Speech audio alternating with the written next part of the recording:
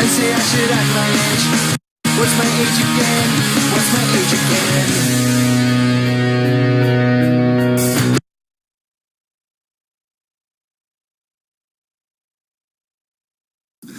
What is an adult? When does society consider us to truly be an adult?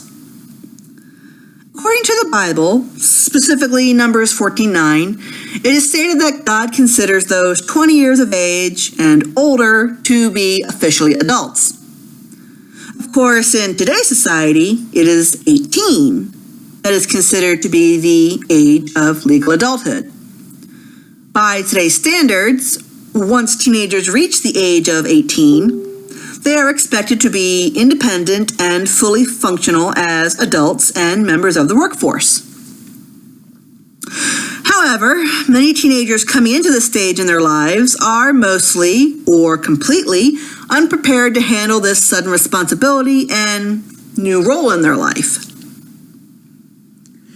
It's certainly easy to blame quote-unquote irresponsible teenagers for their quote-unquote laziness when it comes to being perfectly adjusted and having all the money and experience expected of 40-year-olds. However, this is unrealistic and, since the 1940s at least, almost completely impossible for most teenagers to achieve. In this generation of teens, many of the important classes, skills, and lessons learned are not available for one reason or another. To top that off, too many mixed messages are pushed upon this critical age of development, leaving teenagers confused about what adult responsibilities that they will have to learn and what decisions apparently mommy and daddy will always make for them for the rest of their lives. At the age of 18, teenagers are legally old enough to get married. They get to serve in the military, they get to rent or purchase a home, they get to vote, they get to drive, they even get to decide if they want to smoke cigarettes or not. And in most other countries, 18 is also the age when they get to choose if they will purchase and consume alcoholic beverages.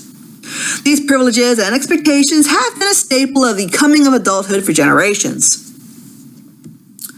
That being said, most of today's teenagers are in a place where they don't get to do things, despite their growing need for practicing their independence. For instance, they don't get to choose their own spending habits. In many states, teenagers can begin to work at age 14, but definitely by age 16. These teenagers are earning their own paychecks in order to pay for their own needs and desires. Normally, this is for things like their own car or spare cash for shopping. Some are saving up for other things. Regardless, once a teenager is earning their own money, they should not be told that they cannot spend it as they please within their high schools. At the age of 13, we expect teenagers to be able to bathe and dress themselves, sometimes even cook simple meals. However, teenagers these days are having their lunches confiscated due to improper diet regulations, or told they cannot purchase extra juices, sodas, candies, chips, etc. While it makes sense to want to educate teenagers about proper nutrition, the fact does still remain that these teenagers that have earned their own spending money are not allowed to spend it as they see fit. They are adult enough to earn that money, but apparently not adult enough to spend it. Those who purchase and bring their own meals are also given mixed messages that they are capable of feeding themselves, but are then treated like kindergartners eating paste once the faculty sees the food, and it doesn't make them, the faculty, happy.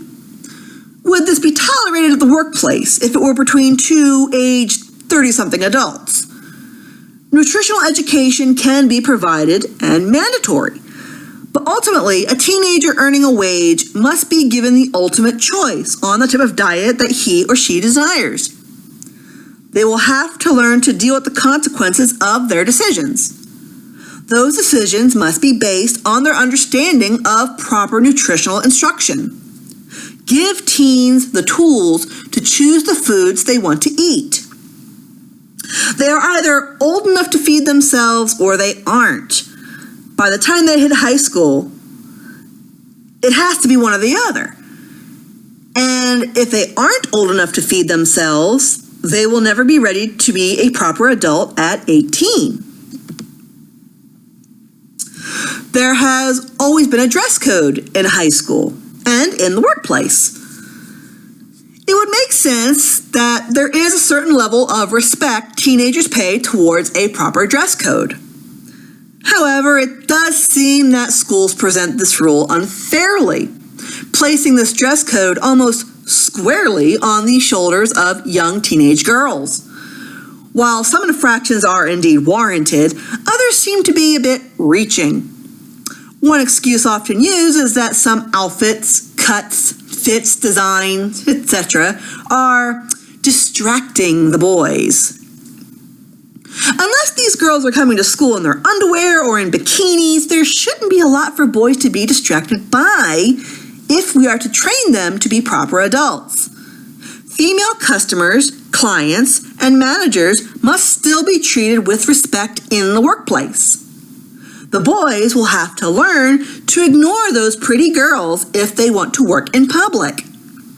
These rules are a lot more relaxed in many universities and colleges, and male students seem to still have little to no problem focusing on their studies. Likewise, adults in the workplace can still perform their jobs. Of course, it's not to say that dress codes should be loose or even absent, but it's that we should give proper and equal dignity to both genders in high schools, because those rules will apply in their adult lives. There should also be a reasonable dress code that does not target specifically one gender over another. Teaching teenagers that a boy's education and comfort is more important than a girl's isn't exactly going to prepare them for an adulthood where these future women could potentially seek professional and leadership roles in society. It has sadly been brought to my attention through casual conversations just how poorly older adults view the teenage and young worker. In essence, workers between the age of 14 to 24, approximately, are seen as lesser workers than those of the older and more experienced. This is an unfair treatment of the new generation workforce. Teenagers are not always the most reliable, but it's not exactly fair to generalize that none are, and that workers under 30 do not deserve a decent pay or a level of human dignity equal to that of their older coworkers. If you don't care about the work a teenager does, why should they care about the work they do? If they are treated as less valuable, why should they value their own work ethic? This does sound like an anti-older adult sort of argument, but that's not true either. In fact, during those high school years, parents, teachers, and other adults should very much be a part of this autonomous growing process and part of the experimentation with that growing autonomy. Limits are still important, and teenagers need to have proper support and guidance while they are learning how to become independent and think and act for themselves. That being said, parents should not make up excuses for mistakes made. If a teenager makes a mistake, let them face the consequences of the choice they made. Use the opportunity to teach them why they receive the consequence that they have and correct them. Overbearing punishment and lack of consequences altogether alike can really potentially skew the view of a young adult's abilities and entitlements. Teenagers don't know if they are not taught, and if they do not explore, they will not know. They will make mistakes. It is the job of parents, guardians, and teachers to provide the guidance necessary to prevent the big mistakes.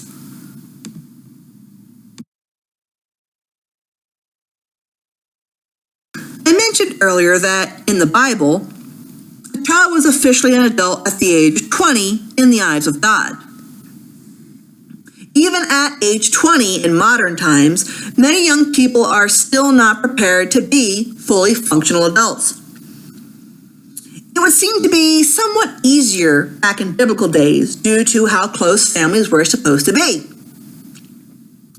Even so, that does not erase the responsibilities and practice of growing autonomy in teenagers of biblical times. According to Jewish tradition, the age of 13 is the age when children are on the road to adulthood, but not yet adults.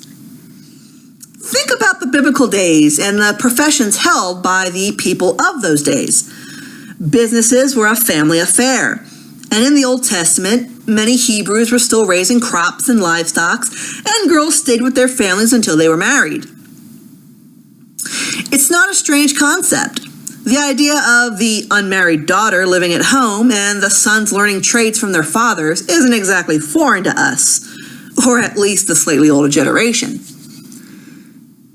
It would not be strange for the 13-year-old teenagers to be taking on chores and growing their responsibilities. They'd be learning to cook, clean, make pottery, weave baskets, plant, maintain, and grow crops, care for, raise, and slaughter livestock. And that's just the regular family chores. Other teenagers could get lucky to find placement in other careers with new trades and skills to learn, taking on apprenticeships, and eventually being able to start a sturdier career by the time they reached the age of 20. For many generations, it was not a strange concept for teenagers to learn to care for the house and land of their parents as they grew in order to learn responsibility and become familiar with tasks that they themselves would have to complete in their independent adulthood.